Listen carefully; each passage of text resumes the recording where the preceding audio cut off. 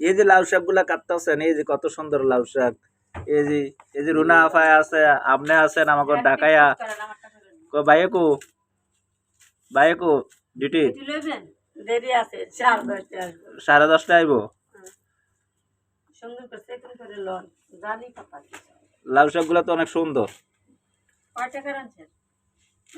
হ্যাঁ দিয়া মাগো এদিকার হ্যাঁ তাই আবার কয় কে এই যে আপনারা এখন কাটতে দিতেছেন, এই তো বালা জালি করতেছে বুঝছেন ক্যামেরার মধ্যে বুঝেন না কি আপনি? না এটা আপনারই তো দেবো, আমি ভিডিও করতেছি তো আপনারই দিয়ে দেবো, আপনারটা আপনারে।